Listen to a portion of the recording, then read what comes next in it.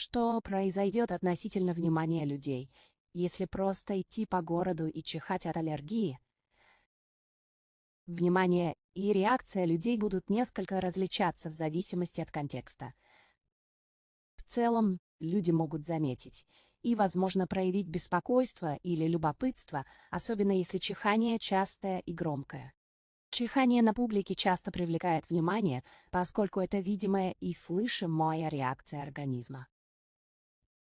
В сезон аллергии или в городах, известных своими аллергическими проблемами, многие люди знакомы с подобными реакциями, поэтому некоторые могут просто сочувствовать или игнорировать их, признавая это симптомом аллергии, а не болезнью или бедой. В других случаях некоторые могут избегать близкого общения, опасаясь заразных болезней, хотя само по себе аллергическое чихание не заразно.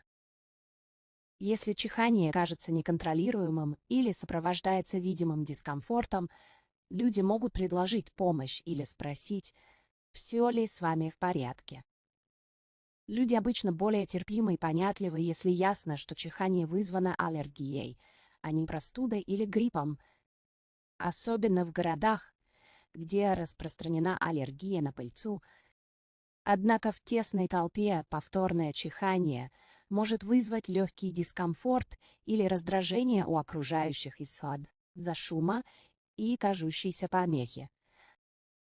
В общем, если вы гуляете по городу и чихаете из-за аллергии, то чаще всего это привлечет заметное. Но в целом сочувственное внимание, а некоторые люди, возможно, будут стараться держаться на расстоянии. Большинство поймет, если известно, что сейчас сезон аллергии, или если вы объясните, что это из-за аллергии. Внимание обычно мягкое, мимолетное. Спасибо за просмотр.